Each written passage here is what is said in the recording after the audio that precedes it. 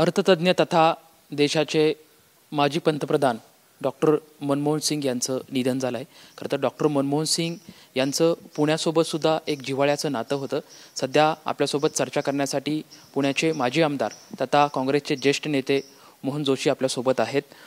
Doctor Manmohan Singh यांचं निधन झालं आहे, काय मनात आठवणी आहेत?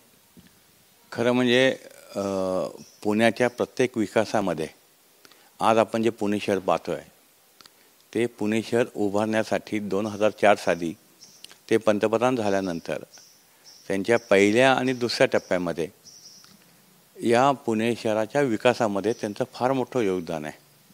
3000 कोटी रुपये त्यांनी जवाहरलाल नागरी अर्बन योजनेच्या माध्यमातून या पुणे शहराच्या विकासाला दिलं। आपण जर पाहिलं असेल की पुण्यातला जो सर्वात महत्त्वाचा रस्ता ज्याला आपण VIP रस्ता म्हणतो, विमानतळापासून ते राजभवनकडे, हा रस्ता अतिशय अरुंद होता, वाहतुकीची मोठी कोंडी होती प्रचंड। अशा पद्धतीचे पुण्यातले अनेक रस्ते हे त्या काळामध्ये त्यांच्या विकासाच्या दृष्टिकोनामुळे ते रस्ते मोठे झाले। सार्वजनिक वाहतूक व्यवस्था जी पुणे शहराच्या दृष्टीने वाहतूक कोंडीवर फार मोठा पर्याय होता, त्या PMPAला त्यांनी त्यांच्या त्या निधीमधून अनेक बसेस, मोठ्या संख्येने बसेस उपलब्ध करून दिल्या। आज आपण STPचा जो हे करतोय की नदी सुधारणा प्रकल्प असेल किंवा इतर जे प्रकल्प होते हे त्यांच्या कालावधीमध्ये त्यावेळेला निधी केंद्राने भरघोस दिला पुणे शहरासाठी। आणि आज हे पुणे शहर जे विकासाच्या दृष्टीने जे पाऊल टाकलं किंवा विकास जो केला त्याच्यामध्ये स्वर्गीय पंतप्रधान डॉक्टर मनमोहन सिंग यांचा एक फार मोठा वाटा होता। माझी स्वतःची एक फार जवळची आठवण त्यांची आहे की मी पुणे शहर जिल्हा काँग्रेसचा अध्यक्ष असताना 2004 साली ते लोकसभेच्या निवडणुकीच्या प्रचारासाठी आलेले होते। साधी अँबॅसिडर गाडी, कुठला लवाजमा नाही आणि अतिशय नम्र बोलायचं। म्हणजे मी एक साधा कार्यकर्ता होतो, काँग्रेसचा अध्यक्ष होतो, परंतु प्रोटोकॉल कसा पाळायचा किंवा त्यांना कार्यकर्त्याला महत्त्व कसं द्यायचं आणि आस्थेने विचारपूस करायची, पुणे शहराच्या विकासाच्या बाबतीत त्यांचा एक फार मोठा दृष्टिकोन होता। कारण ते असं नेहमी सांगत असत की पुणे शहराचं आणि माझं एक वेगळं नातं आहे। स्वर्गीय केंद्रीय मंत्री आणि पुण्याचे त्यावेळेचे खासदार होते मोहन धारिया यांचा आणि त्यांचा अतिशय जवळचा असा निकटचा संबंध होता। कारण नियोजन आयोगाचे उपाध्यक्ष म्हणून त्यांनी काम केलं होतं आणि मोहन धारिया मंत्री असताना त्यांच्या ऑफिसमध्ये सेक्रेटरी म्हणून त्या अर्थ खात्याचं त्यांनी काम केलेलं होतं। तर शहरामध्ये देशामध्ये जे नागरीकरण वाढत चाललेलं आहे ते वाढत चाललेल्या नागरीकरणाला आपण कशा पद्धतीने दिशा दिली पाहिजे हे खरी सुरुवात त्यावेळेला सरदार डॉक्टर मनमोहन सिंग यांनी केली। आणि आज आमच्यासारखे जे अनेक कार्यकर्ते काँग्रेसचे त्याला त्यांनी एक असा आदर्श घालून दिला की प्रसिद्धी त्यांनी 2004चं UPAचं पहिलं त्यांचा जो काळ होता आणि 2009ला ज्यावेळेला लोकसभेच्या निवडणुका जाहीर झाल्या त्यावेळेला डॉक्टर मनमोहन सिंगांच्या नावावर 2009ची निवडणूक लढवली गेली आणि पुन्हा UPAला आणि काँग्रेसला बहुमत मिळालं। परंतु हे करत असताना देशाच्या इतिहासामध्ये त्यांनी त्या 2004 ते 2009च्या काळामध्ये ज्या काही योजना आणल्या किंवा जे काही केलं, पण कधीही त्यांनी प्रसिद्धी नाही घेतली।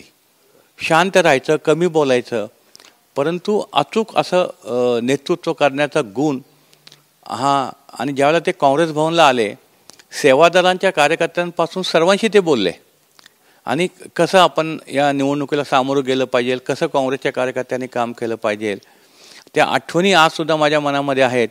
आणि मी गेले 40-50 वर्ष सामाजिक आणि राजकीय जीवनामध्ये काम करणारे कार्यकर्ते आहे, परंतु असं नेतृत्व जे असतं की ज्यांची छाप हे आपल्या मनावर कायमची राहते, असा एक आदर्श, साधा आणि बुद्धिमान असा नेता आज आमचा काँग्रेस पक्षाने आम्ही गमावला आहे। आणि माझ्या पुणे शहराचं एक फार मोठं नुकसान त्यांच्या जाण्याने झालं आहे। खरं तर तुम्ही भावुक झालेले या ठिकाणी दिसताय, पण सध्या मनमोहन सिंगजींचे कुठले विचार असे आहेत की सध्या ते काँग्रेसला खूप गरजेचं आहे किंवा आताच्या येणाऱ्या काँग्रेसमध्ये नवीन पिढी आहे त्यांनी ते आत्मसात करणं गरजेचं तुम्हाला वाटतं? असे की त्यांची जी राहणी होती आणि आजकाल काय झालं की पक्षामध्ये आलो किंवा कुठल्याही पक्षामध्ये असेल, कार्यकर्ता हा लगेच मोठा होण्याचा प्रयत्न करतो. परंतु मनमोहन सिंगांचा जो आदर्श होता किंवा त्यांची एक देशाच्या प्रती जी समर्पण होतं, पक्षाच्या प्रती, म्हणजे त्यांना काँग्रेस पक्षाच्यासाठी एकदा तर ते आजारी असताना सुद्धा राज्यसभेमध्ये व्हीलचेअरवर बसून ते मतदानाला आले. काँग्रेस वर्किंग कमिटी असो किंवा काँग्रेस मुख्यालयामधला कुठलाही कार्यक्रम असो, मनमोहन सिंग साहेबांनी कधीही चुकवलं नाही. आणि त्यांच्या भाषणामध्ये जो एक दर्द असायचा किंवा ते मोजक्या शब्दामध्ये मग तो शेअरच्या माध्यमातून असेल किंवा इतर माध्यमातून असेल, ते आपल्या भावना व्यक्त करायच्या. आणि त्या भावनेतनं त्यांची जी मनातल्या व्यथा असेल, भावना असेल किंवा देशाच्या प्रती त्यांचं जे हे होतं, तर मला असं वाटतं आमच्या या नवीन पिढीने हाच विचार आपण लक्षात ठेवला पाहिजे की पक्षाशी माझी एकनिष्ठा आणि देशाचं समर्पण ह्या दोन गोष्टी घेऊन साधी राहणी करून प्रसिद्धीपासून दूर राहून मी पक्षाला कसं मोठं करू शकतो हे डॉक्टर मनमोहन सिंगांच्या पासून शिकलं पाहिजे. हीच त्यांना खरी श्रद्धांजली राहील. खरं तर पक्षाशी एकनिष्ठ राहून आपल्या कामाशी प्रामाणिक राहणं गरजेचं आहे. प्रसिद्धीपासून दूर राहून आपल्या देशाला समर्पण करण्याची वृत्ती खरं तर मनमोहन सिंगजी यांच्याकडे होती. मनमोहन सिंग जाण्यानं आम्ही एक खूप मोठा नेता गमावला आहे अशी भावना या ठिकाणी मोहनजी जोशी यांच्याकडून आपल्याला पाहायला मिळते. कॅमेरामॅन सुशांत राऊतसोबत लक्ष्मण जाधव, TV9 मराठी, पुणे.